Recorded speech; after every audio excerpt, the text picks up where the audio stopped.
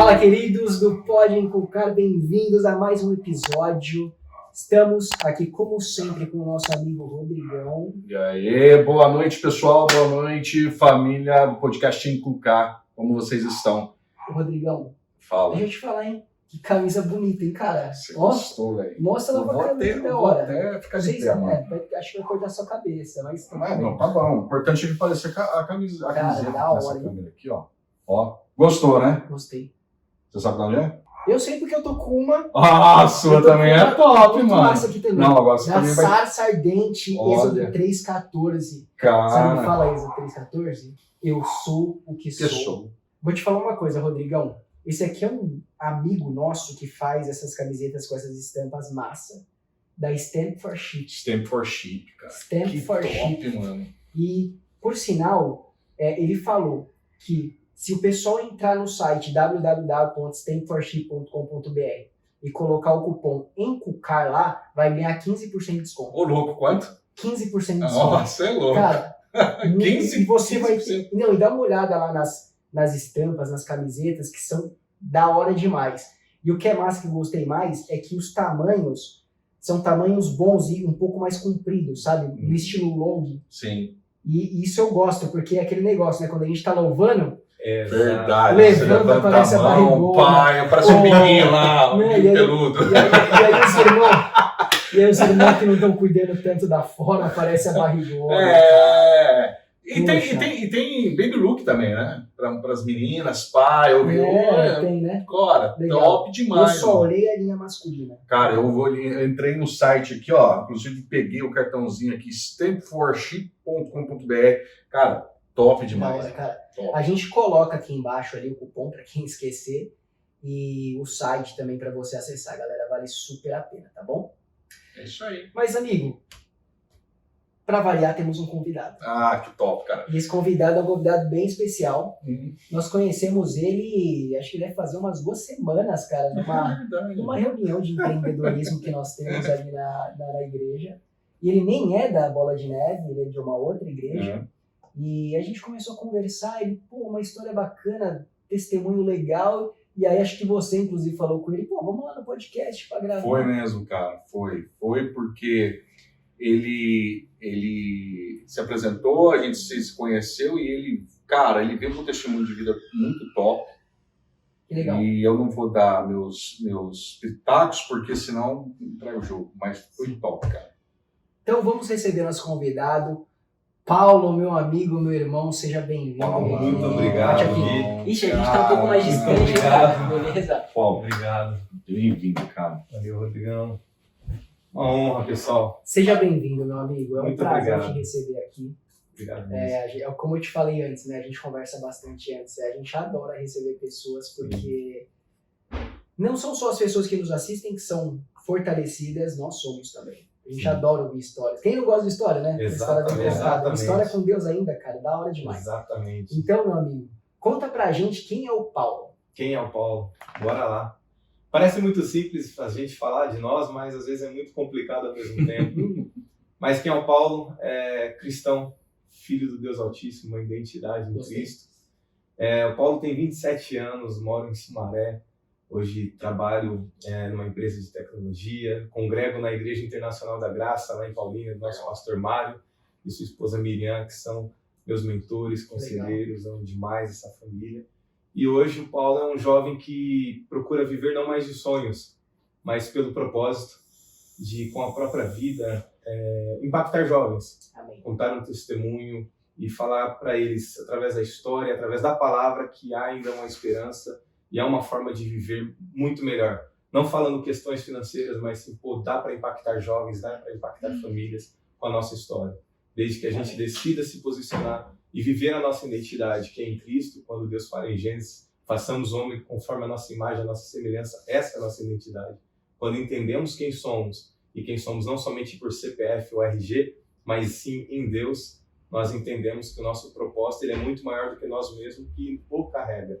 Então, olha isso, é um jovem que, além de sonhos, tem um propósito, tem uma visão que está atrelada e mergulhada naquilo que Deus já havia declarado, impactar jovens, deixar um legado, não somente uma lembrança, mas poder fazer a diferença. Entregas de valor, né?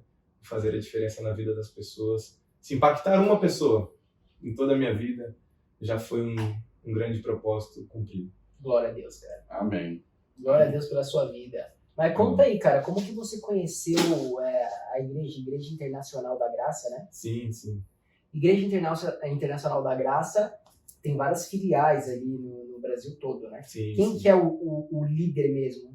Sim, o nosso líder é o missionário R.R. Soares. É o R.R. Soares. R.R. Soares. Eu estava tentando me lembrar, mas é isso mesmo. Sim, ele que iniciou aí a Igreja da Graça. Temos também o nosso pastor Ayrton. Temos também outras pessoas, outros pastores, né, que começaram ali com ele, mas o nosso líder ali principal é o missionário R.R. Soares e o pastor Jaime. E ele faz ainda, né, os programas. Eu assisti ano passado, é que faz tempo que eu não assisto TV, cara. Sim, faz muitos programas. E às vezes ele não para, né? Várias igrejas ele vai durante o dia para visitar. Assim, por mais que ele já esteja em uma idade, é um senhor, mas tem um vigor que, rapaz, eu imagino, cara.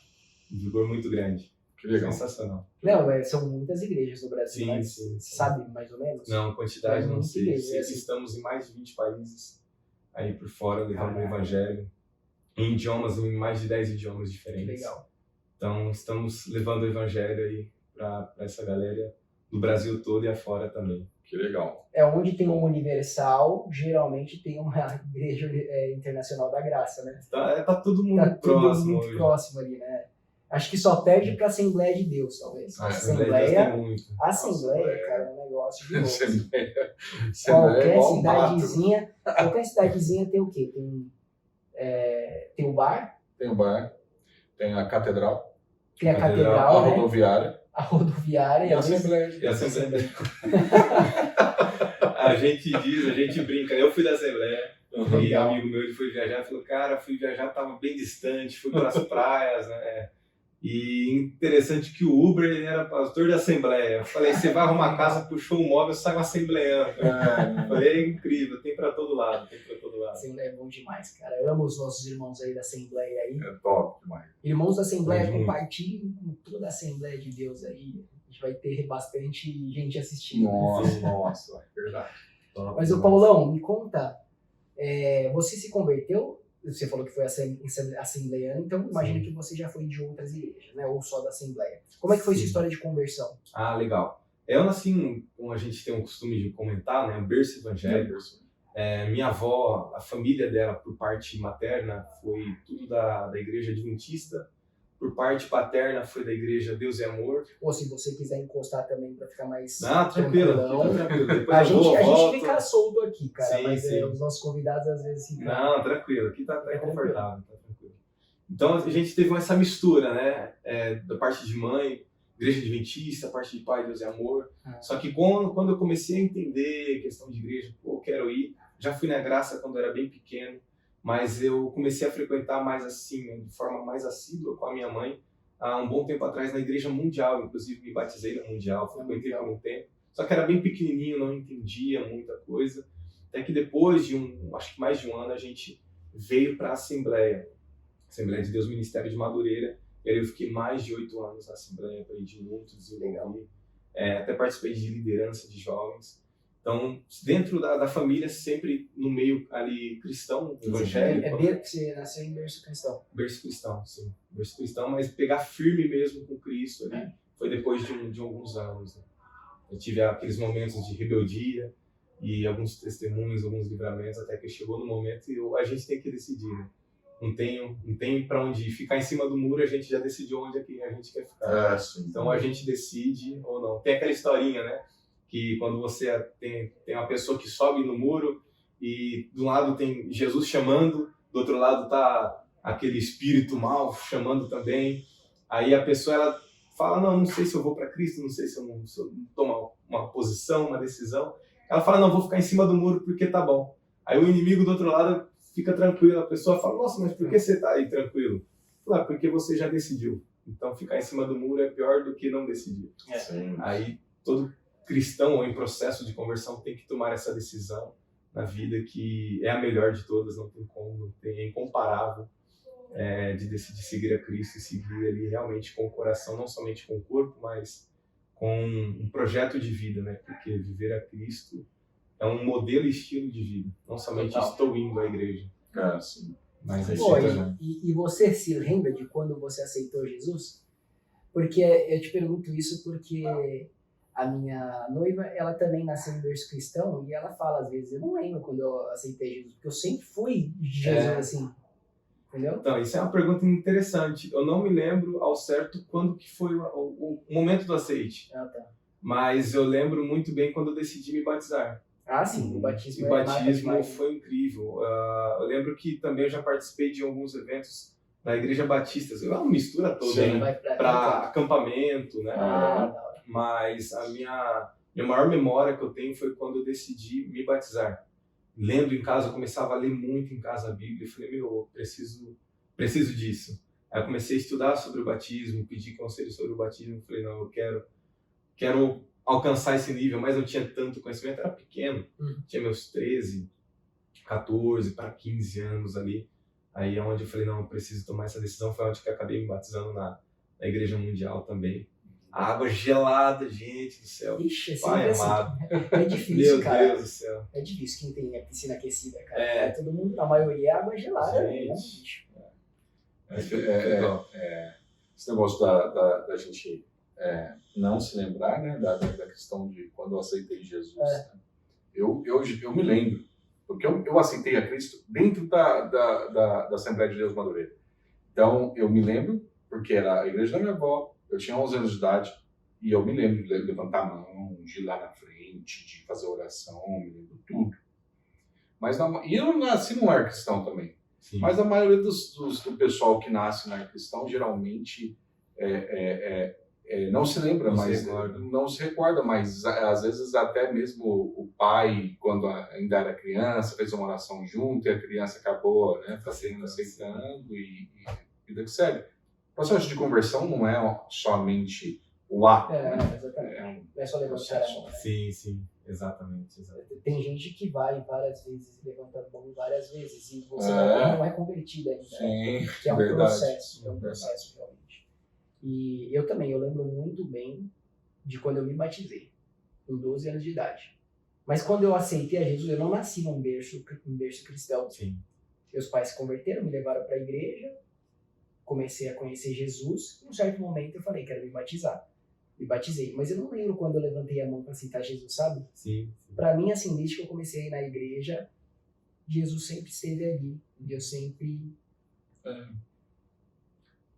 passei por esse processo de aceitação. Então, eu me lembro realmente quando eu fui batizado, e esse eu não esqueço, né? Que é dia 17 de outubro de 2002. O momento mais impactante do cristão, divisor de águas. 2004. 2002, 2004. Mas não dá pra esquecer. Sim. Eu gosto de, nos meus dias 17, né? De fazer uma coisa, de fazer uma lista de agradecimento para Deus. E Deus, isso é muito curioso, acho que eu nunca contei aqui. Então é isso, né? Eu me batizei no dia 17 de outubro. Mas de um tempo para cá, todo dia 17, de todos os meses, eu faço uma lista de gratidão para Deus. E eu falo, quero entregar algo para Deus. E Deus já me surpreendeu alguns dos dias 17, quando eu pensei que eu entregaria algo, né, uma ação de graça, Ele me surpreendeu, Ele me entregou. Eu lembro de um dia 17, foi o primeiro que eu decidi fazer isso, ou o segundo, sei lá. Estava lá no começo. Fiz a lista de gratidão e tal, e fui pro trabalho. No final do dia, o meu ex-chefe me liga e fala, você foi promovido, não sei o quê, e o Espírito Santo falou na hora no meu coração, tá vendo que quando você quer fazer algo para mim, é eu que faço, e eu me lembrei daquela história de Davi, e quando Davi queria construir o templo, e Deus fala, calma aí, quem vai construir é Salomão, é o seu filho, mas eu vou te abençoar demais, inclusive eu vou perpetuar o teu trono, a tua descendência no trono. Uau. Então Davi queria entregar algo para Deus, mas ele recebeu algo tão maior, entendeu? Sim. Esse é o nosso Deus. É isso aí. Paulo, cara, a gente, como eu falei na introdução, né, a gente te conheceu aí e você falou um pouquinho sobre o seu testemunho. Uma coisa que que eu fiquei impressionado com aquilo que você falou, foi na questão do relacionamento com seu pai, Sim.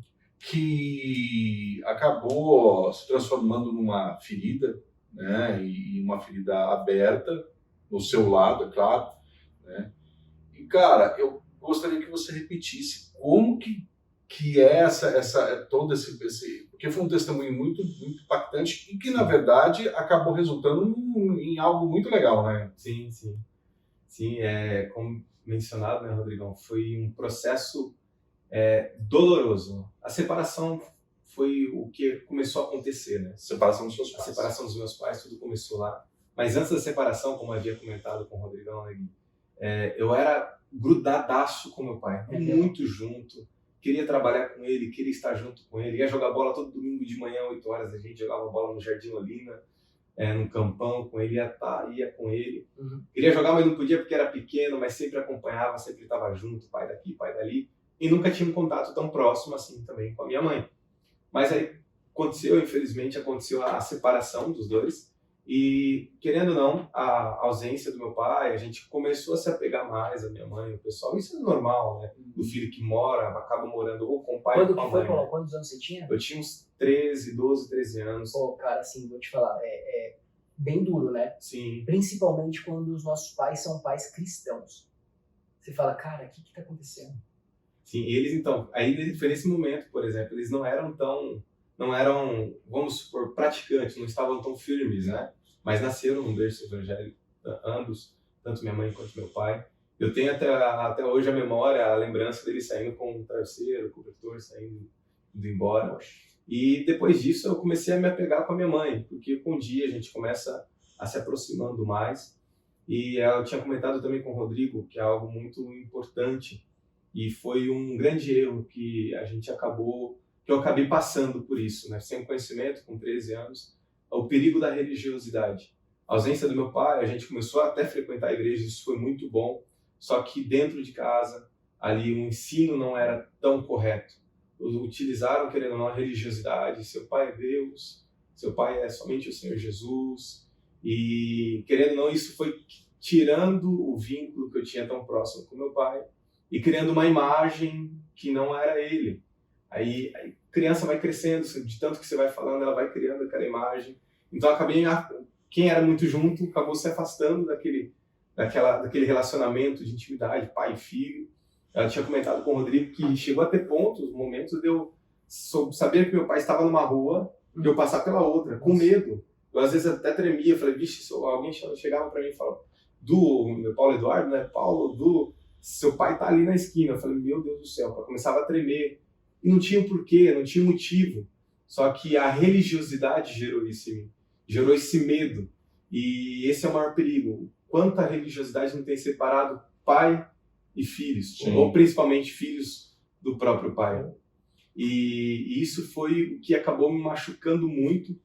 Ambas as partes, eu não tinha tanto conhecimento, mas o filho, quando cresce em ausência do pai, a gente sabe hoje, vê as notícias, as coisas que podem acontecer, o desvio de caráter, personalidade, a ausência da figura paterna. Mas eu louvo a Deus pela bondade e misericórdia dele, que Deus sempre cuidou. Mas foi um processo doído. Foi onde eu acabei me desvinculando, assim, de não querer ter a presença do meu pai. Meu pai lutou, foi atrás para ter a guarda, né? Sim. A visita. A gente teve visitas, só que esse processo foi se estendendo, até que chegou nesse ponto de eu falar, não quero mais ter esse medo de vê-lo. E eu acho que a certeza, né? Que foi o ápice, comentei com o Rodrigo, o ápice da religiosidade que eu vivenciei. Pensa um jovem menino, adolescente, jovem não, né, de 15 anos, 16 anos, com a camiseta normal, só que calça social preta, não andava nem de short em casa. Eu falei, meu Deus do céu. Aí andava todo engessado, parecia um ancião. E eu lembro nitidamente, meu pai uma vez, ele passou na frente de casa, ele parou lá para me chamar, para dar um oi. Isso ele já tinha feito, acho que algumas vezes, para me ver como a gente estava, eu e meu irmão. Uhum. E ele parou no carro, desceu no portão de casa. Eu cheguei até a metade do quintal, portão vazado, né? Isso de noite, era umas 7 e pouquinho da noite. Aí ele parou, e filho, tal, o pai veio te ver. E isso tava todo mundo ali em casa, a parte da minha mãe, meus avós, minha tia, tudo ali na sala, cortina fechada, ali pro quintal. Aí eu saí ali, fui falar com ele, só que eu não cheguei perto do portão, fiquei ali na metade do quintal, olhando todo duro ali, né, quieto. Aí ele foi falando, não, o pai vem aqui e tal, para te ver. Eu falei, olha, com todo respeito, mas eu não quero mais que o senhor venha, não quero mais vê-lo, porque meu pai é o Senhor Jesus. Eu não o considero como meu pai. Foi isso que eu falei para ele. Olhando nos olhos dele, como estou olhando para vocês, eu falei isso pro meu pai. Eu nunca vi meu pai chorar tanto, eu não me alegro com isso, porque isso foi, eu acho que, algo mais doloroso que eu passei. Eu peguei e falei isso pro meu pai.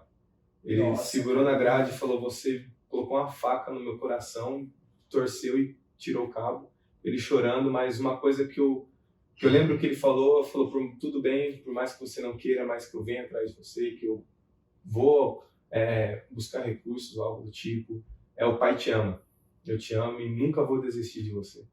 Chorando muito, ele entrou no carro e saiu. E eu ali, quieto, firme, falei isso, agradeci ainda e entrei para dentro de casa. O pessoal, tá bom, você fez certo. Só que uma criança, um jovem, um adolescente, não entende de nada, mal sabia o impacto disso na cabeça e também no coração, tanto do meu pai quanto do meu.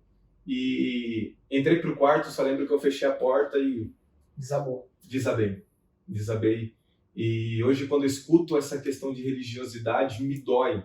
Mas me dói porque de saber quantos jovens não estão afastados dos seus pais, das suas mães, de irmãos mesmo, de sangue, ou até amigos, por conta de religiosidade.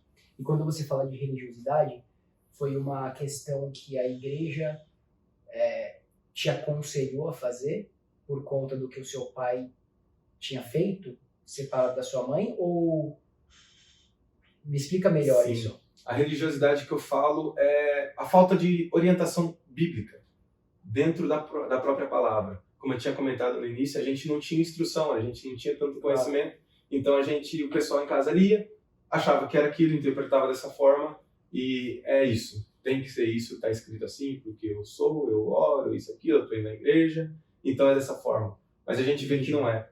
E tem uma passagem que ela vai em paralelo disso que eu vivi, quando Jesus ele vai ser preso lá no Getsemane. E interessante que, se não me engano, Lucas, por ele ser médico, ele detalha muito bem essa mensagem. Quando Jesus ele vai para ser Pedro, vai para ser pego, né? Pedro ele saca da espada, tira a espada da bainha e vai para matar o servo do sumo sacerdote. Não era nem soldado. O servo do sumo sacerdote e dá na orelha. E Lucas ele detalha a orelha direita. Aí ele para, eu fico imaginando aquela cena, porque o que eu vivi, eu linkei com essa passagem. E é interessante que Jesus ele para tudo e fala, Pedro, ei, pelo amor, não é assim. Não é isso, você andou comigo. Eu fico imaginando a conversa que Jesus deve ter tido só de olhar para Pedro. Meu, você está andando comigo, me viu fazendo tanta coisa para você fazer isso, cara. Aí Jesus vai, pega a orelha de Malco e restitui sem cicatrizes nenhuma, ele olha. Aí a gente volta na história, vocês conhecem a tradição judaica para ser sumo sacerdote. Ele estava aprendendo com um sumo sacerdote. E tem a consagração da orelha direita, o polegar direito e o dedão do pé direito. Sem isso, eles não poderiam servir. Tinha que ser perfeito, né? Tinha que ser perfeito. Agora imagine ele estando ali mais de 10 anos, acompanhando todos os ritos, as cerimônias, as palavras, tudo que estava acontecendo, sendo jogado por água abaixo por conta que um cristão, ou vamos dizer religioso, foi defender a Cristo, cortando-lhe a orelha e jogou o seu sonho tudo para baixo. Mas aí vem Jesus, que não é religião, é cristianismo, e restaura o sonho. Então foi onde eu entendi que a religião, que o original, que era para ser religare, na verdade as pessoas usam de forma errada, para afastar as pessoas, para machucar as pessoas. Minha religião é melhor, eu sou melhor, é melhor que a sua, sendo que Cristo não pregou placa. Ele falou que ele era o caminho, ele é a verdade e ele é a vida. Então, depois disso, eu comecei a aprender e a entender o que aconteceu. E que o que eu estava vivendo não era cristianismo, era religião. religiosidade. Sim. E é um peso muito grande. É. Peso muito grande. A religião, ela é algo que eu também vivi muito na vida, Paulo.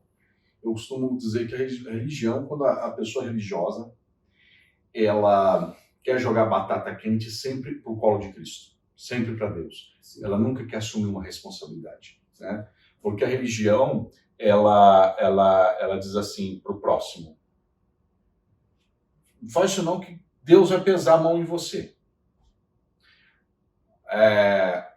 Você ainda não conhece isso? Mas faz assim.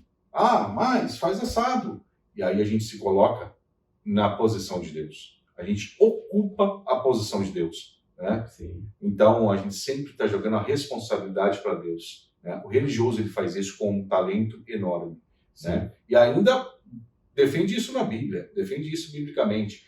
Mas qual é a responsabilidade que realmente Deus ou Cristo tem com a gente? Quando já foi feita, quando já foi selada, quando já foi derramada, né? Então, a religião, o cristão, quando ele toma um papel de religioso, ele se torna um assassino espiritual. Sim. Forte isso. Muito forte. Eu gosto de dizer que o religioso, ou a religião, é fazer para ter algum benefício de Deus ou do Criador. Qualquer religião, você faz para ter algo. Uma barganha. É uma barganha. Então, eu vivo de forma correta, ou como a igreja me diz para viver, para eu poder barganhar com Deus. Uhum. Ou acessar a Deus, enfim, é isso. Mas quando a gente entende que, na verdade, o sacrifício de Cristo já foi feito, então eu não precisei fazer nada para me chegar ao Pai. Ele já fez. Sim. E tudo que eu faço é em gratidão ao que ele já fez. Você vê que inverte? Exatamente. Não tem a ver com religião mesmo. O cristianismo, ele é totalmente diferente de qualquer religião por causa disso. Uhum. Já foi feito, meu amigo, é só tomar posse. Exato. Sim. E tudo que você vai fazer a partir desse momento, né, desse evento da crucificação de Cristo e ressurreição, é em gratidão. Sim. É para agradar o Espírito Santo. Uhum. É porque ele fez primeiro, é porque ele me amou primeiro, é por isso que eu amo. Exatamente. Então Forte. isso é difícil entrar em nós. A gente só aprende, só entende isso quando a gente conhece de verdade Cristo. Porque senão a gente vai viver uma vida toda fazendo para ter, fazendo para ter. Para eu chegar da linha do ponto A até o ponto B, eu tenho que fazer o quê? Isso, isso, isso. Beleza, eu vou fazer. Mas o cristianismo não funciona assim. Com Cristo não funciona assim. Já dizia Jó, né? Já na história de Jó as coisas já ficam meio loucas, né? Jó fazendo tudo certo e sofre tudo que sofreu. Tudo errado. E aí, ao final de tudo, ele ganha a recompensa dele. Que Exato. é conhecer a Deus de verdade. Olha que louco isso. Conhecia de ouvir falar, mas hoje os meus olhos... Olha que louco isso. E aí sim ele foi abençoado, né? Mas o maior benefício foi: agora eu te conheço de andar. Exatamente. Paulo, cara... Mas deixa ele terminar a história dele. Então, e aí você teve essa situação com o seu pai? Sim. Eu tive esse processo com meu pai, aí foi onde foi desencadeando, né, muita coisa. Depois disso eu não ouvi mais, aí aumentou ainda mais aquela questão do medo de estar próximo, do medo de estar perto. E foi se passando o tempo, eu achava que estava tudo bem. Na escola não rendia, porque chegava dia dos pais, tava com um sorriso no rosto, mas dentro é você pegar um quebra-cabeça num quadro tudo lindo, simplesmente bater, você não vê nada, as peças tudo largadas, você não sabe que imagem que é, que significado que tem. Então estava quebrado por dentro e fui tocando barco, fui levando, porque a gente não tinha orientação, não tinha com quem falar, que entendesse, ou alguma orientação pastoral para chegar e falar: não é assim, o caminho é esse. Até para me orientar a minha mãe, a nossa família naquela época, porque eu acredito muito que se tivéssemos os conselhos certos, tudo seria muito diferente. Porque, inclusive, até Provérbios menciona que na multidão de conselhos há sabedoria. Mas se não tem conselhos, a ruim ela é muito certa, né? E depois disso foi se passando os anos. Eu lembro que a gente começou a desenvolver esse medo muito grande, essa ansiedade, até que um dia minha mãe recebeu, depois de um bom tempo, os anos passando, que a juíza já estava próximo, juíza ou juíza, não me recordo, de dar a guarda para o meu pai. Aí entrei num desespero. Eu falei, meu Deus do céu. Eu falei, não, como pode? Vai dar guarda do pai, isso, aquilo, aquela coisa toda que geralmente fica com a mãe. Aí a gente ficou preocupado, mas teve uma vez que foi psicossocial em casa, analisar, ver as coisas, tudo. Anotou, fez todas as anotações, levou lá para a juíza. A gente vivia até bem na casa dos meus avós, a gente, como comentado, a gente mora no mesmo terreno. E foi passando o tempo, até que chegou a notificação que qualquer momento poderia acontecer do juiz dar a guarda. E foi que chegou esse momento. E a gente passou também um processo antes disso de eu não poder ficar sozinho em casa. Minha mãe saiu do serviço, pediu as contas, ela foi gerente de banco um bom tempo, né? A dona Márcia, um beijo para ela. Serjão também, meu pai, amo demais, Deus abençoe. Abençoe vocês. E minha mãe, ela saiu do banco para cuidar da gente. Engraçado que a escola é 3 quadras. Minha mãe me levava para a escola, eu tinha uma vergonha gigantesca, por conta que o conselho tutelar falou que levaria para o abrigo se me pegar sozinho. Eu já era grande, fazia muitas coisas. Então aí você pensa aquele clima, a cabeça de 13 anos, meu Deus do céu, você andava, você assustava com a pomba, com a sombra, falava, meu Deus, tem alguém do meu lado.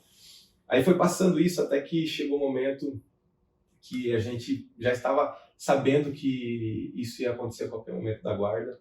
Mas o interessante é que uma vez foi uma missionária lá em casa, uma moça lá em casa, e a gente falou, tinha o costume, quando tinha essas pessoas com uma certa responsabilidade na igreja, um nível espiritual, pedir uma oração. Você pode orar? Falou, ora, tal, fui orar. Ela falou, não adianta mais correr, não adianta mais se esconder, porque a gente ficava na casa dos amigos, né, da minha mãe, das amigas da minha mãe, né? Ela ia fazer alguma coisa, deixava lá por conta dessa preocupação de chegar a conselheiro tutelar e pronto, tinha 13 para geralmente o abrigo sai com 18 anos. Não sei se isso era para dar medo, até hoje eu não sei a resposta disso, era para colocar uma pressão, acredito eu, não sei. E ela pegou e falou assim, tem uma coisa e um recado de Deus para você. Eu falei, amém, ali com as mãos prontas para receber, vai ser glória a Deus, aleluia. Ela falou, vai acontecer e Deus já permitiu. Eu falei, o quê? Ela falou, você tem que ir para a casa do teu pai e Deus não vai livrar. Eu fiquei, nossa, mas como assim? Não era o que você queria escutar, né? Exatamente. Eu falei, como assim? Ela falou, não vou discutir, é isso. Na hora eu lembrei de Pedro, Jesus, eu vou com o Senhor, onde o Senhor for, estou junto, não vão te pegar, eu vou estar junto. Eu falei, eu não vou. Aí depois ela ainda me contou um negócio, fora isso, e você vai desviar, cara. Eu falei, não. Eu falei, tá louca. Eu falei, não é possível, aqueles crentes doidos da cabeça. Eu falei, não é possível. Aí já fiquei revoltado, falei, tá bom, beleza, agradeci. E passou-se o tempo, passou-se os dias, esqueci. Não é uma palavra fácil. Esqueci, beleza. Até que chegou a notícia, esqueci a notificação, né, do fórum, que a guarda havia sido dada pro meu pai. Aí a galera, todo mundo tenso.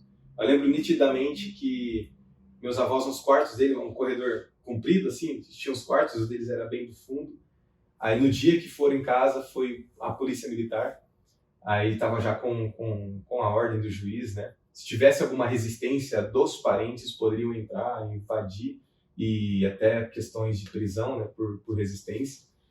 Interessante que meu avô chorando, nunca vi meu avô chorar. Foi 2 vezes, uma vez que ele orou pela primeira vez na frente da família, eu vi ele chorando, e essa vez, minha avó desesperada, minha tia também preocupada, minha mãe, e eu estava tranquilo. Impressionantemente, eu não estava desesperado. E eu comecei a escutar dentro de casa uma música da Josiane, que diz assim, é necessário passar por um momento e não entender o que está acontecendo, pois sabe Deus, só Ele entende e a gente só entende lá na frente. E esse refrão se repetia. Cada vez mais a música muito alta e não tinha rádio ligado. Eu olhei para minha mãe, olhei para o pessoal, falei, Deus não falou que eu ia?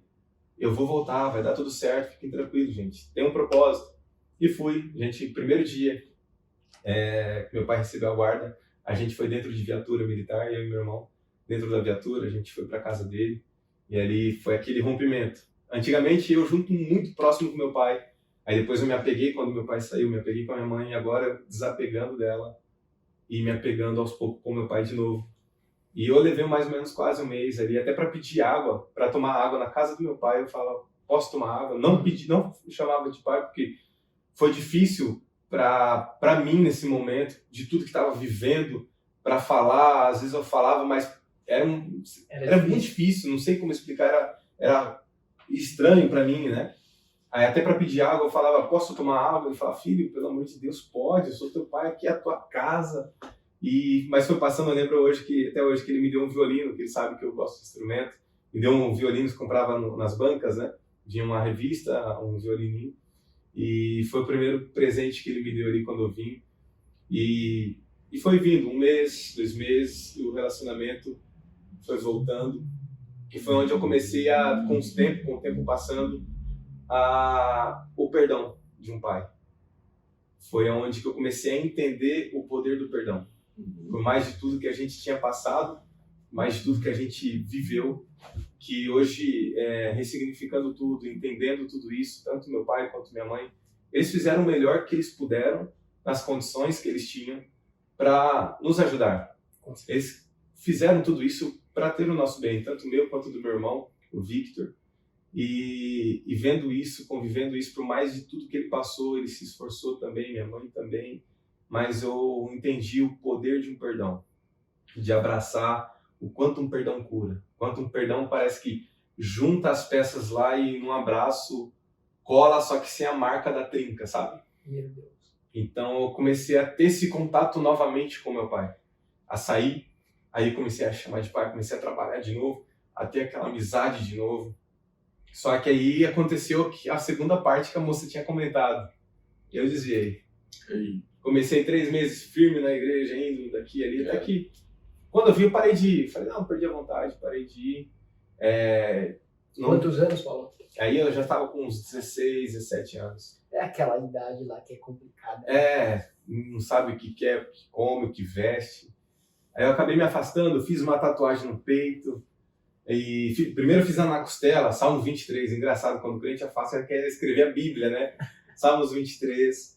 Aí meu pai não queria, minha mãe ficou doida comigo. Aí naquela rebeldia, minha mãe ficou doida.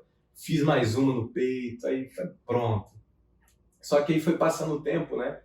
E durante esse período, quando a gente até foi para casa do meu pai, um pouquinho antes de eu fazer todas essas coisas, meu pai não estava em casa, estava de noite, um breu gigantesco, eu acho que comentei com o Rodrigão isso lá, estava um breu, eu sentado, e eu comecei a chorar, estava naquela briga comigo, na minha consciência, e o peso também, eu falei, eu nasci para ser a desgraça da família, ser a desgraça do casamento dos meus pais, que acabou, foi culpa minha, e pensava em fugir, pensava já também em fazer coisas piores, um suicídio, fazer alguma coisa, mas não tinha coragem, mas pensava, e já tentei abrir o portão da casa do meu pai, que tinha um controle, e parecia que tinha uma mão me empurrando para não sair. Aí eu sentei no chão, baixei a cabeça, comecei a chorar e indagar. Quem era eu, né? Comecei a indagar a Deus. Eu não orava, Senhor, eu não estava na igreja, não participava dos jovens, não fazia isso, não isso, aquilo e tal, e cuspindo, vomitando, revolta. E aquele silêncio. Até que eu senti, assim, nitidamente, Gui, a presença do Espírito Santo. Eu agachado, sentado, rosto inchado, e parecia um filme. Ele falou, você não tem saudade do tempo que você estava na presença? Você não tem saudade? Uhum. Saudade. Não saudade de pregar, saudade de estar junto, mas saudade de relacionamento. Uhum. Aí eu desabei mais ainda, levantei ainda revoltado, fui pro banheiro. E foi onde eu tive a maior experiência da minha vida. Sério, cara? Eu entrei no banheiro, fechei a porta, isso meu pai não estava em casa. Baixei, olhei pro espelho, com a cara inchadíssima, o olho mal abria, já não abre muito, né? Aí eu, com o olho inchado, abaixei a cabeça, lavei a cara, a hora que eu olhei pro espelho, parecia que dentro do banheiro tinha caixas de som. Parecia, eu ouvi nitidamente, não sei se foi ecoando na minha consciência, ou se foi de forma audível, eu não sei te explicar. Mas foi um brado muito grande quando eu olhei pro espelho, foi simplesmente assim, como você quer pregar para famílias se você não fala com teu pai?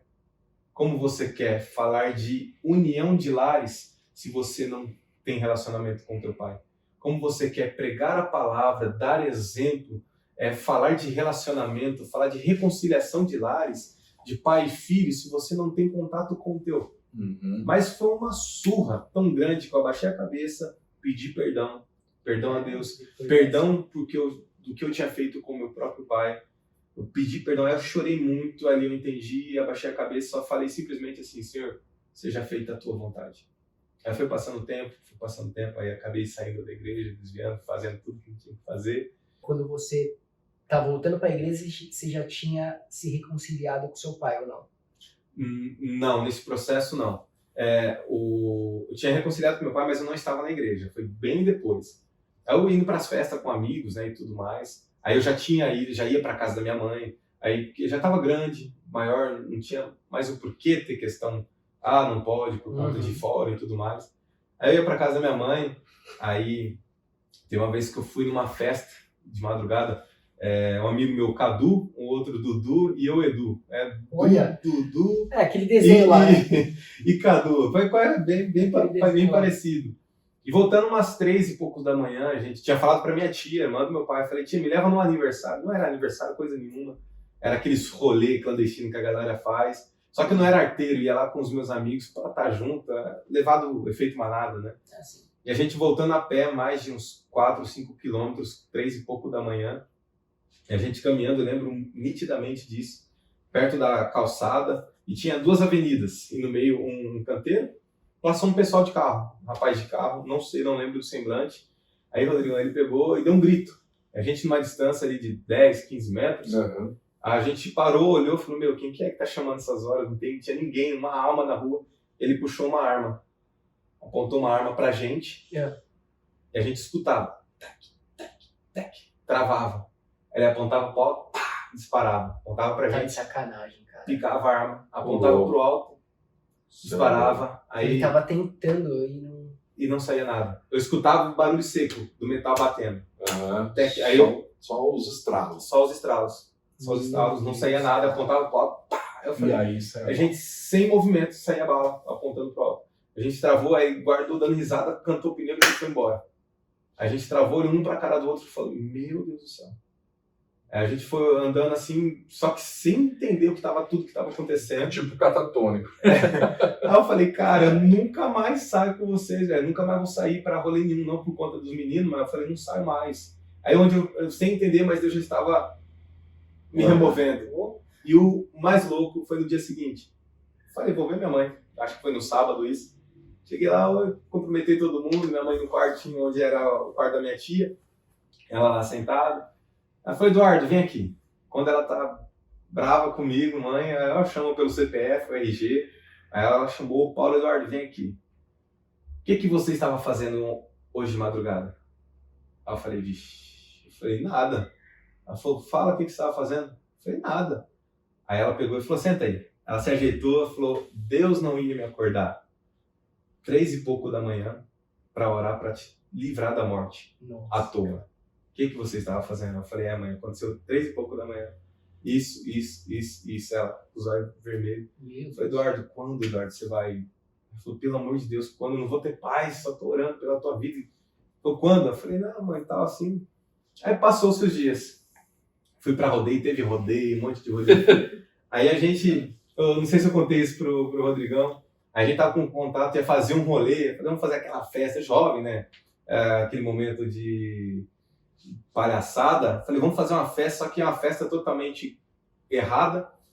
Aí eu fui pro rodeio, a calça mais grudada que Zezé de Camargo.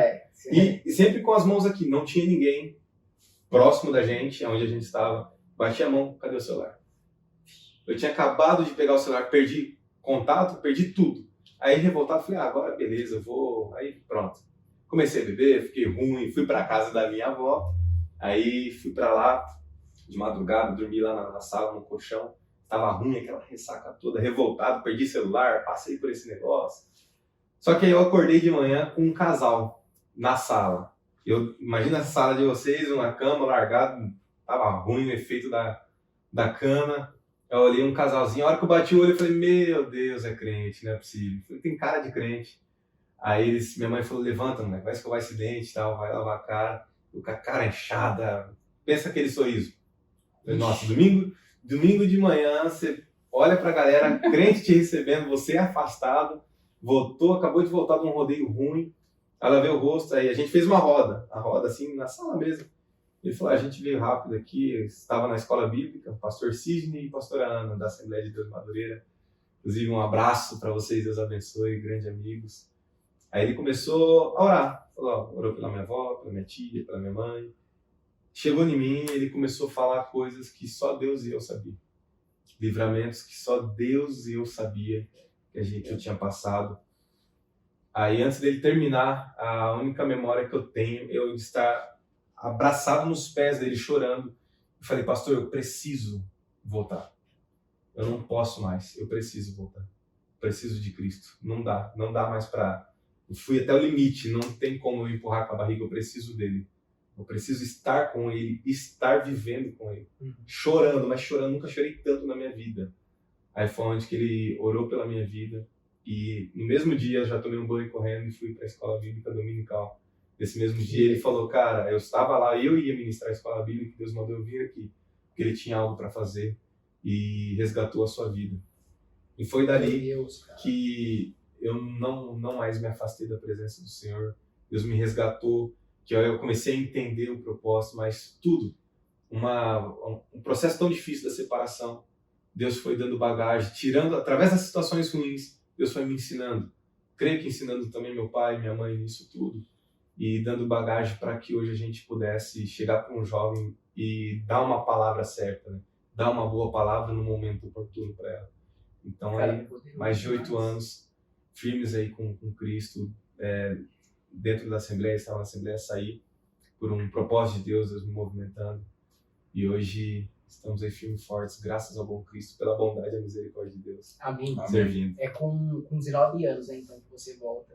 Isso, estava com 18, 19 anos. Exato. Cara, como é bom, né? Nossa, cara. É um fardo que sai das suas costas, só sai quando você realmente toma a decisão.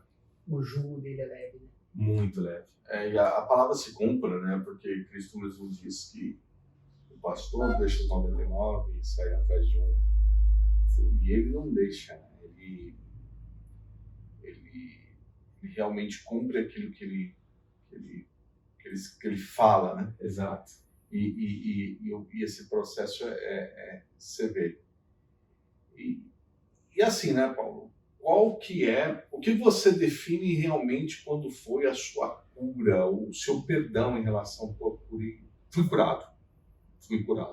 Como eu defino isso? E a minha maior certeza, Rodrigo e Gui, é quando eu estou com meu pai tomando um café, às vezes pela correria do trabalho dele, das minhas coisas, a gente para no posto e eu falo, pai, bora tomar um café? Ele, bora tomar um café. A gente vice-versa, todo dia eu mando uma mensagem para ele, pai, Deus te abençoe, tenha um excelente dia, te amo, e ele também, no dia quando manda, às vezes na correria ele manda, mas é parar para tomar um simples café, de mesa, um simples cafezinho de mesa, você olhar nos olhos dele, conversar, mas nenhum outro tem um peso, um remorso, ambos sabendo de tudo que passou, mas a culpa não te consumir, porque o perdão não dá amnésia, o perdão te traz a memória, mas não traz junto a dor. Não traz a dor. Não traz a dor. O perdão, ele, por mais que você está com a pessoa, você está junto, pai, amigo, quem seja, ele te faz você olhar para a pessoa, lembrar de tudo que você fez, ou que aquela pessoa fez, mas você olhar um amor e sentir o perdão de Deus, e o perdão exalando ali. E maior certeza é quando eu estou com ele, nossas risadas, a prosa, pode ser qualquer canto, ele fala, bora fazer nada, eu falei, bora, já é fazer tudo para mim. A gente sentar, olhar um no olho do outro e não ter esse peso, cara, eu fiz isso, meu Deus do céu, e agora? E ele também da mesma forma, você sentir leve, um contato de pai e filho, é realmente a sensação do filho pródigo. Aquele momento que o filho volta e o pai já estava lá esperando e corre ao encontro, né? Porque se o filho fosse sozinho, ele não ia dar conta, O interessante dessa mensagem, isso entra muito no perdão e o poder de Deus nisso, que o porquê que o pai corre. A tradição judaica menciona que quando o filho faz isso, há um desrespeito muito grande pelo pai, uma desonra. E quando ele volta, é por tradição, todo mundo pegar pedra para atacar no filho, para matá-lo. Então, quando o pai vê o filho vindo, ele corre e abraça, porque ele sabe, se esperar o filho vindo, ele talvez não chegaria. Pode ser apedrejado. Pode morrer no caminho. Então, o perdão, ele nos alcança muito antes de nós achar que nós o alcançamos. O perdão, ele se antecipa à ruína. Por isso que quando Adão ele cai, ele teme a voz quando fala, onde estás? Aí eu falo para você, quem chega primeiro? A voz ou o dono da voz? E a Bíblia menciona no jardim que a voz que passeava, Sim, a voz ecoa, ela não passeia, é verdade. mas aquela passeava. Adão, onde estás? A voz, o perdão sempre se antecipa o juízo, que era Jesus se Glória a antecipando Deus. ao retorno dele. Amém. Glória a Deus. Então, cara, perdão é Legal incrível. você falar isso, cara, porque eu sei que você contou pra gente que você está escrevendo um livro sobre perdão. Exato. E tem um pouco do que você contou pra gente nesse livro. E como que foi essa ideia, cara? Pô, vou escrever Sim. um livro. Foi uma revelação de Deus? Foi uma palavra que você recebeu? Conta aí pra Legal. gente.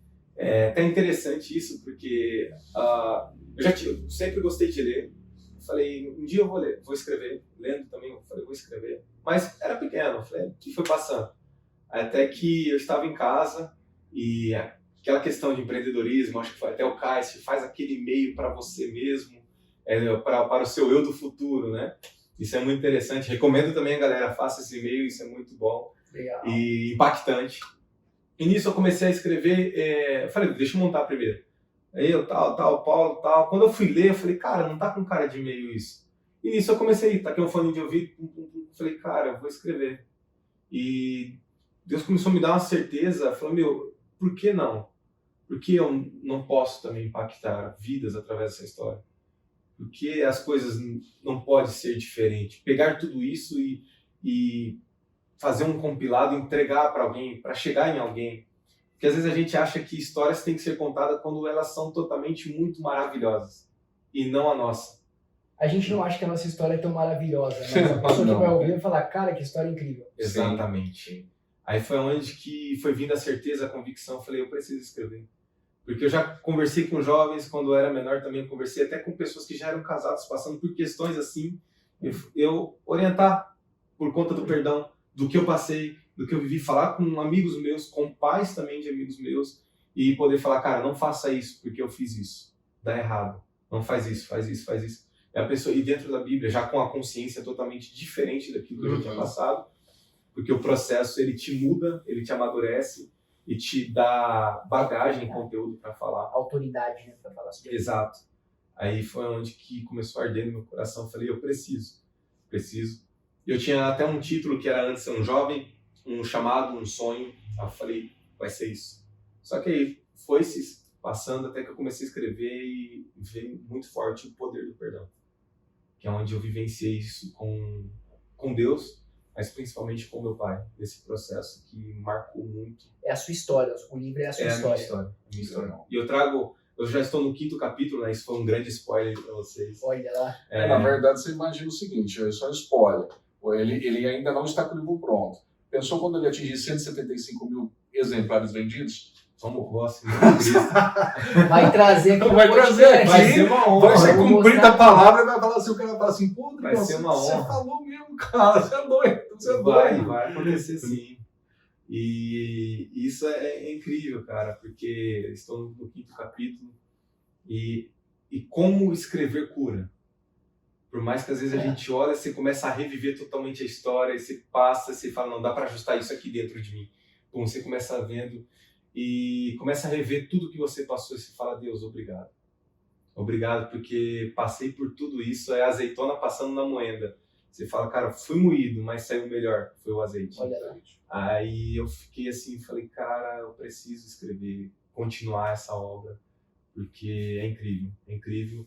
Não por conta do Paulo Eduardo, mas do Deus que faz essas sobre coisas. ele, claro. E tudo para a glória de Jesus Cristo, cara. Cara, que Incrível. legal. Vamos anunciar esse livro aí, cara. Quem Vamos. quiser comprar o livro, Poder do Pô, Perdão. quero acabá-lo esse ano ainda, no nome de Cristo. Legal. Vou me dedicar, que está na correria de faculdade. Inclusive, alguns devem se perguntar por que eles... Porque eu Isso aí você vai Dessa contar, guitarra. tá? Você vai contar, mas Vou quando contar. que você começou a escrever o livro? Foi começo desse ano. Começou esse ano. Comecei esse ano. Pretende terminar esse ano. Pretendo terminar esse ano. Já era para ter adiantado um pouco mais, mas fim de faculdade, trabalho, TCC, Não sei como você consegue, cara. mas eu também não sei. A gente vai, é a graça.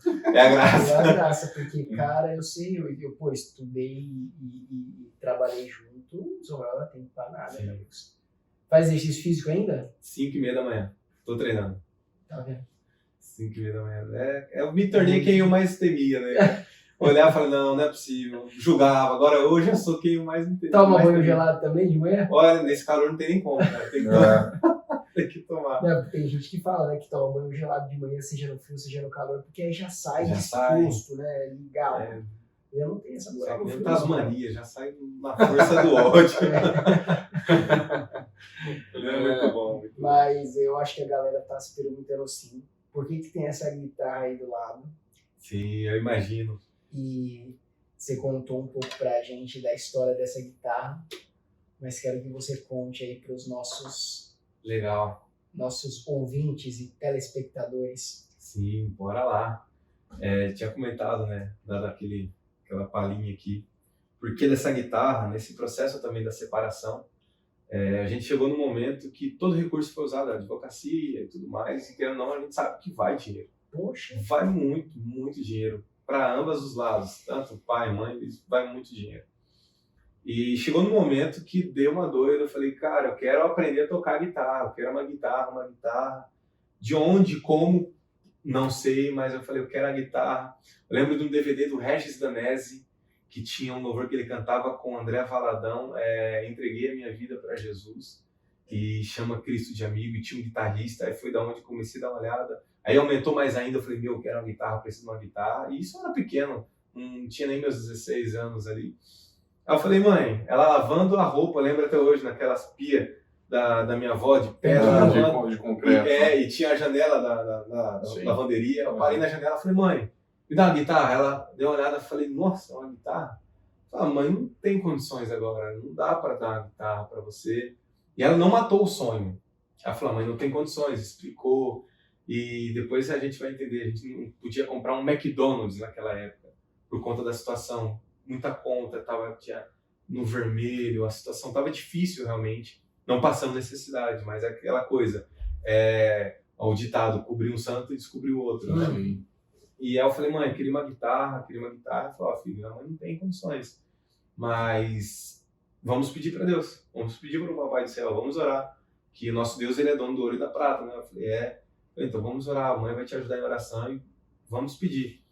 Aí foi onde eu também aprendi Ezequiel 37, o poder da profecia e da palavra.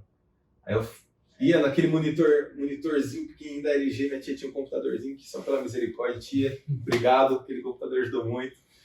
E eu comecei a ver vídeos de guitarra, falei, e olhava para ela e falava, Rodrigão, já ganhei a guitarra, já ganhei, a guitarra é minha. E o mais engraçado é que meu avô chegava em casa todo dia, ele trabalhava numa empresa de transportes, ele fazia parte do transporte com Sprinter, com caminhão, fazendo entregas. Eu falei, vou ganhar a guitarra. Ele, cadê? Eu falei, não sei, eu vou estar chegando. Ele, oh meu Deus do céu. Aí todo dia eu falava, ele, cadê, onde tá? Eu falei, não sei, quem que deu? Eu falei, também não sei. Ele falou, esse menino deve estar com problema, não é possível, né? Esse menino não tá batendo muito bem. E eu falei, não, eu já ganhei. Até que um dia teve um propósito, né, na igreja. Aí entregaram um envelope pra gente, um envelope branco com uma imagem de um desenho, uma ilustração simbolizando Jesus. Tinha um rapaz sentado na pedra, simbolizando Cristo. Uma ovelha, ele com um cajado segurando. E falando pra gente colocar uma oferta simbólica e colocar um pedido. Onde tinha espaço vazio naquele envelope, só escrevi dentro porque ia rasgar o envelope. Mas fiz um pedido gigantesco aqui. Escrevi detalhadamente o que eu precisava. Eu falei, Deus, eu queria uma guitarra. E fui exatamente assim, eu não sei tocar, Senhor, mas eu queria uma guitarra para aprender, para louvar o Teu nome. Eu não sei, mas eu queria uma guitarra e detalhei o que eu queria, como queria, a cor que queria. E coloquei na igreja, tinha acho que 25 ou 50 centavos, eu nunca vi uma moeda correr tanto na minha vida. Caiu no meio da igreja, passeou a igreja inteira, gente. Como diz a vida do crente, é só Jesus na causa. Aí eu peguei aquela moeda, coloquei dentro, dei uma oferta, não sei se era 25 ou 50 centavos, e entreguei. Era o que você tinha no bolso. Era o que eu tinha no bolso. Tudo, né? A oferta daquela viúva. A viúva é o que tem, eu quero ter aquela tinta. Tudo que eu tinha. Mas a intenção do coração era boa. Aí que tá. Entendeu? Esse é o grande segredo. Aí eu entreguei a oferta, tudo bem, dia se passou, deu 1 a 2 semanas aí quase. A gente foi na mesma igreja, a gente estava frequentando já na Madureira. Isso foi na quarta-feira, e quarta-feira não é um culto que geralmente tem muita gente, né? O pessoal estuda à noite, faculdade, trabalha. Estava abarrotado de gente. Família nossa também, tinha muitos parentes nossos que a gente começou a chamar o pessoal, e eles começaram aí também frequentando com a gente. Aí eu me sentei no grupo de jovens, sentei lá, a galera de jovens sentava perto do altar, né? E a nave da igreja de frente para todo mundo. E o genro do pastor chegou lá e pediu uma oportunidade antes da mensagem. E ele pegou o microfone e falou: gente, nunca me chamaram para fazer nada na igreja e me chamaram esses dias para tirar a oferta. Então, glória a Deus, né? Maravilha, toca o barco. Aí ele falou: eu entrei na salinha pastoral, fui tirando a oferta. Ele falou: simplesmente eu fazia assim, tirava a oferta, envelope para cá, oferta para cá, envelope para cá, oferta para cá. Falou até que eu peguei um envelope na mão e eu ouvi Deus nitidamente falando comigo na salinha: pega e lê. Aí ele começou a ler o pedido dentro da sala pastoral e depois Deus deu as orientações para ele comentando isso. Aí ele falou para o pastor: pastor, posso falar? Ele falou: pode. Ele falou: vou ler o começo dessa oração. Aí a galera da igreja lotada, naquele clima assim, todo mundo tenso, falou: meu Deus, o que vai sair daí? Aí ele começou a ler e falou: Senhor, eu não sei tocar, mas eu queria te pedir uma guitarra no nome de Jesus Cristo, assim, para te louvar, para te engrandecer. E é isso. Aí ele falou: vou parar por aqui. Aí eu já falei: não é possível. Ficou branco. Não, fiquei transparente. Parei assim, eu falei: não, a galera, todo mundo um olhando para a cara do outro. A hora que eu olhei para minha mãe, ela já estava, e ninguém sabendo de nada. Porque sua mãe desconfiava, né? A hora que ela leu, ali, que eu bati o olho, eu fiz assim para ela também, olhando ela, e ela, pum, desabou, a galera do lado dela sem saber o que estava acontecendo. Do nada a mulher desaba no choro. Aí falou: quem que escreveu isso? Aí eu falei: meu Deus do céu. Eu falei: pronto, será que ele leu o resto que tá me chamando agora? Eu levantei a mão. Aí ele falou: vem aqui, garoto. Eu lembro que tava com um blazer, tava de terno, bonitinho, como todo bom assembleiano, terno e gravata, Bíblia dessa finura. Aí fui lá, subi as escadinhas do altar que tinha, ele me cumprimentou, tanto o genro do pastor quanto o pastor. Parabéns, jovem, você tem muita fé. Eu falei: amém, virei as costas, ele me segurou pelo paletó. Falei: calma, não acabou não. Falei: como assim? Eu não estava entendendo, a igreja tá todo mundo me olhando. Aí o genro chamou a esposa dele, a filha do pastor, e falou: peraí, vem cá. Ele chamou ela, ela saiu da salinha pastoral, veio com exatamente, Cencinha, exatamente com essa capa aqui, ó, essa capa preta. Saindo, até então era um mistério, já estava em choque, já imaginava o que era. Já imaginava. Aí ela veio com essa capa, me entregou e ele falou: abre. E ele falou: não sei se você vai gostar da cor, se vai gostar do modelo. Aí ele falou: mas se você quiser a gente troca amanhã a cor. A hora que eu abri, que eu vi a guitarra que eu estava vendo na internet, vermelha metálica, Condor, modelo extrato, cara, eu falei... Era exatamente a que você viu, e você provavelmente não conseguiu descrever todos os detalhes. Não descrevi, mas para mim, e lá em casa, era essa que eu pedia. E era essa que eu via. Detalhadamente, como eu havia orado, pedido para Deus. E ele falou assim: se você não gostou do modelo, a gente troca. A hora que eu tirei, eu falei: não precisa. Falei: por quê? Falei: porque é exatamente essa. Exatamente essa daqui. E eu não sabia tocar, mas Deus já me deu a guitarra. E foi por isso que eu trouxe ela, porque talvez possa ter alguém passando por esses processos de dificuldades e às vezes imagina que Deus ele só faz coisas gigantescas, mas Deus ele também opera nas coisas pequenas. Porque ele é um pai detalhista e cuidadoso. Amém. Que cuida nos mínimos detalhes. É verdade. Amém. E é interessante que, como um bom pai, ele gosta de ver o filho dando detalhes daquilo que gosta. Que legal. Cara. E ele foi tão cuidadoso que ele entregou nos mínimos detalhes. Poderia ser de qualquer cor que eu iria amar, mas o detalhe do cuidado dele é tão grande, sim, que chega a nos constranger. E essa guitarra, já usei ela, aprendi a tocar, assim, não profissionalmente, como muita gente toca. Eu acompanho a cifra com o pessoal, eu toco hoje na igreja, mas usei já muito ela. Mas toda vez que eu lembro e bato o olho, passo por algum momento e olho para essa guitarra, eu lembro que Deus ele é um Deus de provisão. Deus ele é um Deus de coisas grandes, coisas pequenas, coisas médias, mas ele é um Deus de provisão. Ele é um Deus que está conosco, exatamente, que está presente, sim, né? Exatamente. Cara, que poderoso, muito legal esse testemunho, cara, muito legal. Inclusive tá no livro, a fotinha dela lá, todo esse processo, coloquei no livro, cada detalhe dele. Legal. Ela nos primeiros 5 capítulos eu menciono também muito dessa parte. Cara, esse negócio de você ser detalhista na sua oração é muito interessante, né? Deus é soberano, né? E às vezes a gente acha que está colocando Deus à prova. Mas eu creio muito que Deus... É isso, Deus quer ter um relacionamento, né? E Deus Sim. quer se mostrar Deus na nossa vida. Essa experiência que você teve não foi só para você está contando para várias pessoas. Exato. E você está pondo no seu livro, mais pessoas vão ter acesso Sim. a isso. Tem um livro muito interessante que fala isso, que é A Quarta Dimensão. Do Paul Yan-Shu. E te fala, Já várias leu? pessoas. Não, isso aí não, mas vou ler. Então, Vou ler. leia. Você vai se identificar muito com o livro. A Quarta Dimensão. A Quarta Dimensão. Várias pessoas que vieram aqui no podcast falaram desse livro. É, E ele fala um pouco disso, de você ser detalhista no que você pede a Deus. Verdade. Sim. Eu já li umas 3, 4 vezes o livro para entender, né? Porque você lê a primeira vez, aí você fica assim, nossa, mas que livro difícil. Sim. Aí você lê a segunda, já vai abrindo, terceira você já completa. E, cara, ele fala sobre esses detalhes. Sim. O quão você tem que ser detalhista. Quando você vai chegar para pedir um emprego, quando você vai chegar para o seu pai para pedir alguma coisa, você fala, né? Sim. Pai, eu quero um tênis Nike dessa cor, Air Force, cano longo. Que... Sim, sim, exatamente. Aí a pessoa chega para Deus e fala assim, Deus, eu quero um emprego. Tá, mas qual? Justamente, qual? Onde? Que cidade? Quanto você quer ganhar? Né? Exatamente. Cara, isso é algo tão poderoso, Rodrigo e Gui, que depois de um tempo eu fui parar e analisar Números 13. Olha que coisa tremenda. Números 13. Guarda isso, pessoal. Moisés, ele fala pros espias ali, né? Fala pros 12. Fala, galera, é o seguinte, vão até a terra de Canaã. Traz para mim o quê? Um relatório de como é, se a terra é boa, se dá fruto, se tem gente, se tem muro, se não tem, como que é.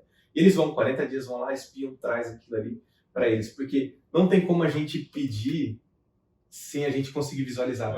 Então Deus permite eles irem para visualizar aquilo que já é para eles, para pedir detalhadamente aquilo que eles viram.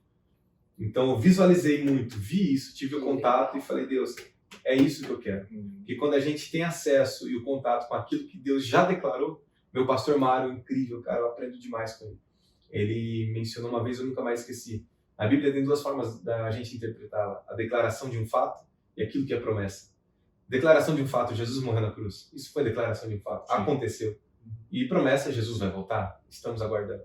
Se aquilo que já é declaração de um fato, a Bíblia é real e é verdadeira em tudo, por que eu não tenho? Por que eu não tomei posse ainda? Sim. Tem gente que se acostuma a viver com dor, com enfermidade. Ah, não, Jesus está na minha vida. Não, irmão, está escrito, ele levou sobre si. Sim. Está lá, toma posse. Ora a Bíblia, né? Exatamente. Está escrito, já tomou posse, Jesus já fez, já aconteceu, já foi declarado, então toma posse. E só que a gente não aprende isso. É isso. Não tem esse entendimento, mas depois que eu tive esse entendimento, as coisas começam a mudar. E com Números 13 foi a mesma coisa. O que aconteceu, o detalhe de cada coisa. Para mencionar e detalhar um cacho de uva que era carregado por 2, o detalhe das coisas. Então Deus nos ensina o detalhe, para que a gente tenha mais ainda detalhe para falar com Ele das coisas. Que legal. E o resultado tá aqui, sabe? Tá aqui. Eu olho e sempre vejo e falo, cara, Deus, Ele é incrível. Deus, Ele é incrível nos mínimos detalhes. Talvez se você pedisse uma guitarra genérica e Deus te entregasse ali uma guitarra genérica, não fosse tão impactante. Talvez você até duvidasse que tivesse Deus. Sim. Talvez você acreditasse, sei lá, de repente foi uma coincidência. Mas exato. Deus quer mostrar que Ele é Deus. Exato. Né? Eu tava lendo Mateus esses dias aí, Rodrigão, e eu notei uma coisa muito interessante, que diversas vezes, já tinha notado isso, né? Diversas vezes Jesus fala, vá que a tua fé te curou. Várias vezes, cara, várias vezes. Se você notar, são várias vezes. Então a fé, ela tem um papel fundamental na cura, na libertação, né? no que a gente recebe realmente. Sim. Então é isso, né? Você foi com fé ali. Você pediu ali com fé, acreditando que o seu pai estava vendo. Seu pai que te vê no secreto, ele estava escutando. Sim. E Deus honrou essa fé. Você mencionando que o pai que te vê em secreto, Mateus 6,9, fala da oração. Sim. Jesus fala, olha, não seja como os fariseus que gritam, oram lindamente em público. Entra no teu quarto, fecha a tua porta, o teu Deus que te vê em secreto te recompensará publicamente. Ninguém precisa ver as dores, as suas lágrimas no público. Só Deus precisa saber. Eles já tiveram a recompensa. Eles já tiveram. Porque quando vem a honra da parte de Deus, ela não é no oculto. Ela é em público. Não tem como esconder. Aí foi quando eu entendi números, quando eles traziam o cacho de uva e por 2 homens, eu falei, Deus, esse dia meditando é algo tremendo. Eu falei, por que mencionando em 2 homens? Ele falou, porque aquilo que eu tenho para você, uva, simbolizando a alegria, a felicidade, a bênção do Senhor, é tão grande a ponto de, por mais que você não queira, quem estiver próximo vai se impactar. É isso. Glória a Eu Deus, falei, cara. uau, Jesus, uau. É isso Sempre tem a ver não só conosco, Nunca né, é sobre com mim, outras é sobre pessoas, o próximo. as gerações que vão vir após você, Exato. sua descendência, cara, muito poderoso, é isso. Nunca tem a ver com a gente. Nunca é sobre nós. Na verdade, Deus, ele tem a bênção para o filho, mas a bênção do filho, quando ele olha para nós, quando coincide a bênção do filho com aquilo que ele quer dar, e aquilo que ele quer dar, que coincide com aquilo que ele vai fazer, é compartilhar. Exato.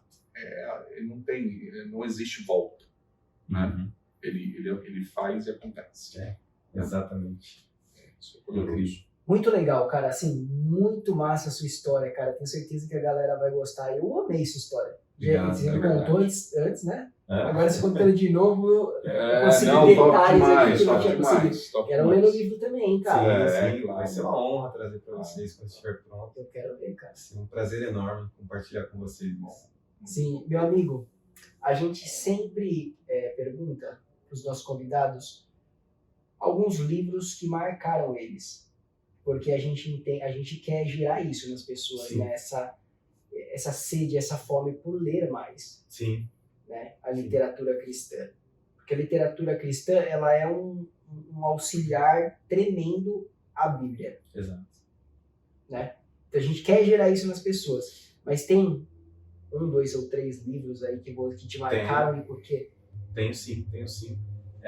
O que eu li primeiro, um dos primeiros ali que me impactou foi Benihim, Bom de Espírito Santo. Cara, esse também já falaram. Esse daí Eu do Bispo Alan? Sim. Eu me lembro. Eu dei um de presente para ele, do jeito que ele queria, né? Velhinho! Velhinho, rapaz. Eu tinha lido aquilo lá e ele falou, aí compartilhando com a gente, ele falou sobre isso, ele falou assim, mas eu quero ainda encontrar um que seja de capa antiga, que esteja até amarelinho, Amarelo. que não sei o que. Aí, cara, eu lembrei do livro. E é um livro incrível, gente. É um livro incrível. Eu me lembro que eu me tranquei num quarto com um copo d'água. Eu falei, só vou sair quando eu engolir esse livro. E assim, gente, não sei se precisa fazer da mesma forma como eu fiz, entrar num quarto, mas leiam, que experiência. E como o Gui mencionou o livro Literaturas Cristãs, às vezes a pessoa ela tem um bloqueio para já ler a Bíblia inteira, porque acha que já tem que ler tudo. Começa aos pouquinhos, dá os primeiros passos. Comece em Benihim, o Bom Dia Espírito Santo, é muito bom, indico muito. Cara, que legal. É incrível. E tem um também que me marcou muito, da Joyce Meyer, Batalha na Mente. Batalha na Mente, Batalha cara. Mente. Incrível. Gente, é assim, vai explodir a cabeça da galera, porque você vai ver que tem coisas que a gente pensa que não vem da gente, como a gente vencer gatilhos, as coisas que a gente vê passando dentro da nossa cabeça. É incrível, Joyce Meyer vencendo a batalha na mente. Que é um dos melhores, né? Sim. Fantástico. Joyce Meyer A sem palavras. Joyce Meyer tem umas sacadas, Nossa, cara. ela é surreal. Tem um também muito bom que é o Raiz da Rejeição. É a raiz da rejeição. Muito bom, cara. Assim, cara, ou você é um manipulador ou você é uma pessoa que sofre manipulação. Sim. Basicamente isso. É incrível. Todos os livros dessa mulher, a história dela, os livros dela são surreal, então indico esse também, Vencendo as Batalhas na Mente. E um terceiro que me impactou muito também, vendo pessoas, né, lidando com pessoas, é do Dr. Augusto Cury, Jesus, o maior mestre da história. Sim. Mostra como ele pegou pessoas improváveis, pessoas sem valores nenhum, homens brutos, rústicos, grosseiros, por exemplo, de Pedro. E a parte de Pedro é sem palavras. Como ele pega improváveis, a improbabilidade faz entrar na probabilidade e surpreender ainda com algo muito além daquilo. Porque, como a gente mencionou, nunca é sobre a gente. Por mais que o vaso seja bonito e carrega a água, quem mata a sede é a água, não é o vaso. Sim. Então, isso é incrível. Isso é incrível. Então são 3 livros que me impactaram. E não posso deixar de comentar, cara, os evangelhos. A Bíblia em si É incrível. A gente até tira a Bíblia, porque a Bíblia não tem nem Os discussão, evangelhos é aqui a Bíblia incrível. todo mundo tem que acompanhar, Exato. tem que ler. É essencial para a vida cristã, né? Sim. Você é aquele alimento diário mesmo. Às vezes você tá passando por dificuldades, cara, e você não sabe para onde ir, e a Bíblia ali é o seu momento Sim. que você vai ter a revelação do que Deus quer falar com você. Não necessariamente você vai ter a resposta que você quer. Exato. Muitas vezes você vai ter Deus falando outra coisa com você. Sim. Mas é aquilo, cara, é você entender que Cristo tá ali com você. Provérbios. Aí a Provérbios. de indicação de livros. Você que precisa de conselhos para tudo na vida. Cara, leia Provérbios. Com algo que eu falo pro pessoal, falo que o livro é a porta que a gente tem para acessar um fragmento da mente do escritor. É onde a gente consegue entender e acessar. Por mais que eu não tenha um escritor ali, mas eu consigo parar, parece que eu sento com o cara, com a pessoa, o escritor, e entendo um pouco daquilo que ele está falando. Provérbios é sensacional. Sim. É incrível. Incrível. Que legal.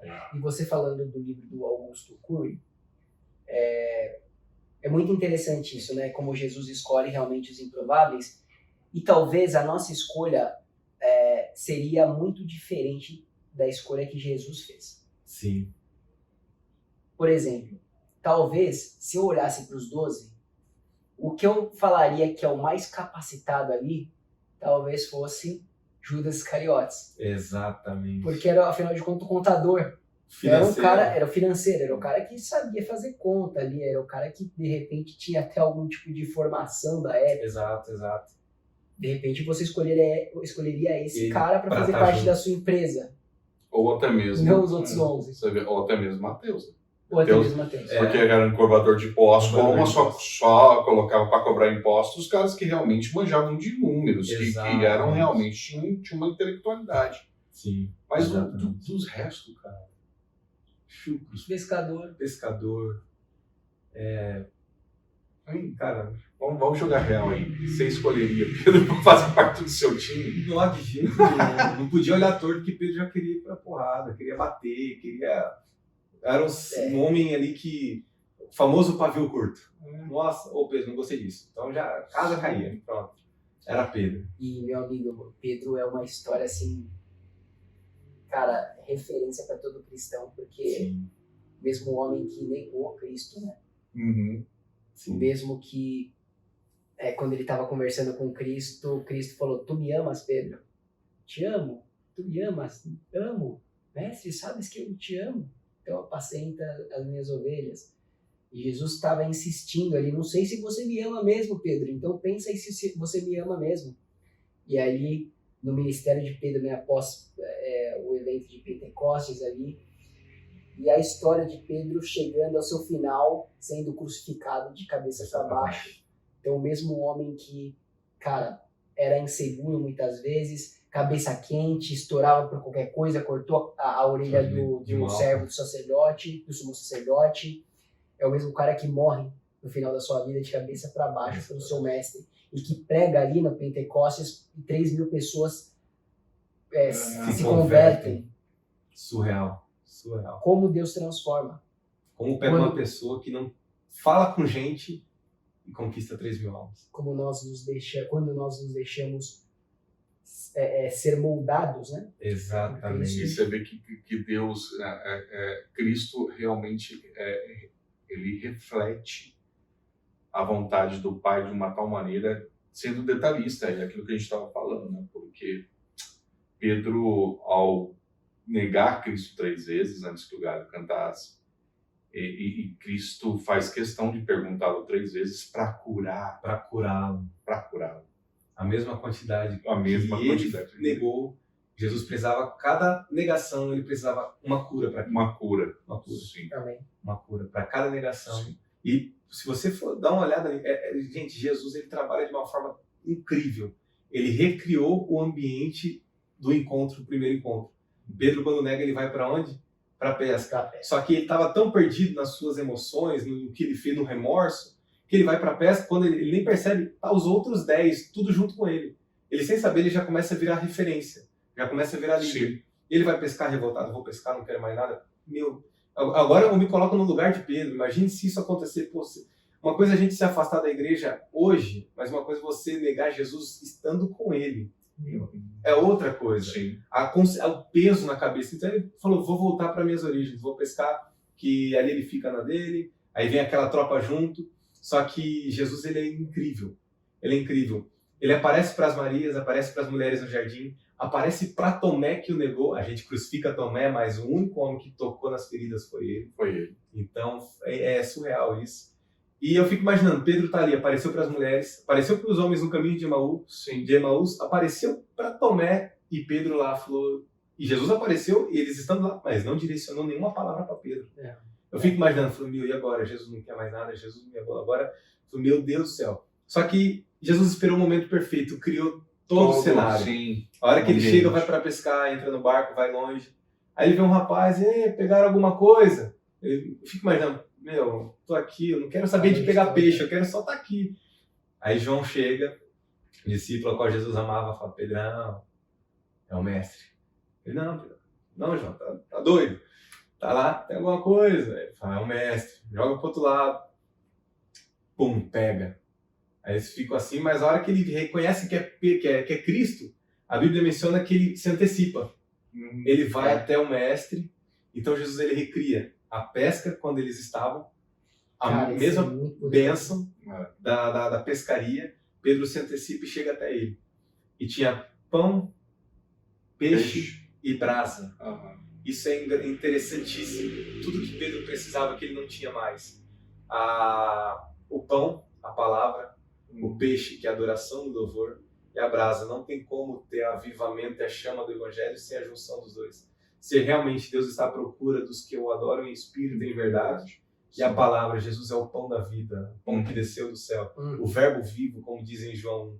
Tudo que Pedro precisava, palavra, para consertá-lo, para confrontá-lo e trazer aquele homem de volta.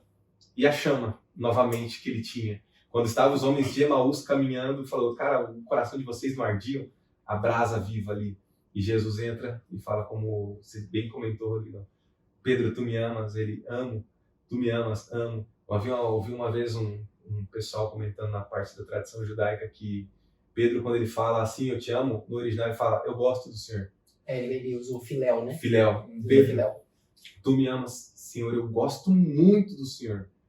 Aí ele revivendo aquela cena na cabeça, Jesus fala, Pedro, tu me amas? Ele, Senhor, realmente eu gosto. Ou seja, meu pecado é esse, Jesus, eu confesso, me desculpa. Pum, aonde que Jesus pega e fala, agora sim você está tratado, e foi aonde que foi a real conversão de Pedro. Porque você se arrependeu e porque você realmente declarou com a sua boca, eu vou te dar responsabilidade.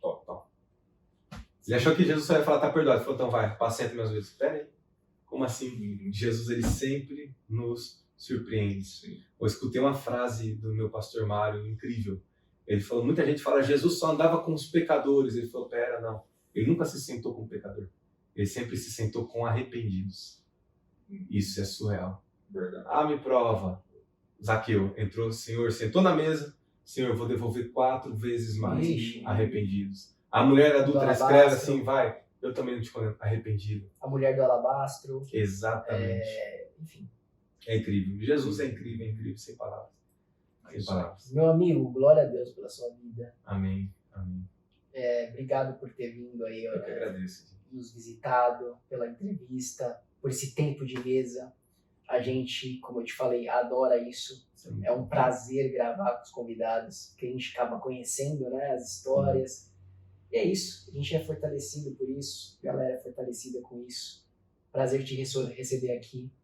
E queremos marcar aí a segunda vez para você vir aqui e já apresentar o teu livro. Vamos. Publicado em nome de Jesus. Amém. Em nome de Jesus. Agora a responsabilidade aumentou, hein? A gente faz uma parceria aí, a gente vai dar certo em nome de Jesus. Amém, meu querido, amém. E novamente, obrigado, Rodrigão. Imagina, cara. Gui, top demais, muito obrigado. Muito obrigado. Vocês são incríveis. Obrigado, Tamo junto, cara. E aqueles encontros improváveis, mas com propósito. Tudo. Sim. E eu sou grato a Deus por esse encontro, pela vida de vocês, por tudo que vocês estão fazendo, por essa oportunidade.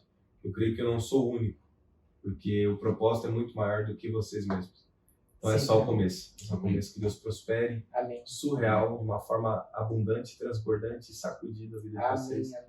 E que alcance lugares que vocês não consigam. Que esse podcast chegue impactando muita gente, levantando muito jovem, Amém. chacoalhando Amém. e se inspire em vocês. Amém. Muito obrigado. Minha palavra é gratidão de verdade. Que Amém. isso, a gente que é grato demais. É isso aí. Pessoal, nós ficamos por aqui, ó. Não esquece lá, cara, entra lá no site www.stampforship.com.br, porque você vai ter um desconto se você usar o código promocional ENCUCAR, 15% de desconto. É isso aí. Meus amigos, fiquem com Deus. Não se esqueçam de curtir. Curte, galera, porque se você curte, ajuda a gente. O YouTube entende que esse vídeo é relevante e ele mostra para mais pessoas, tá? Então, e se você gosta dos nossos conteúdos, se inscreve, compartilha para tia, tio, mãe, pai, para todo mundo da família a história do Paulo. O Paulo vai compartilhar também com a família, com a igreja ali, vai ser bênção demais. E é isso, meus amigos. Até a próxima e fiquem com Deus. Deus abençoe. Deus abençoe, pessoal.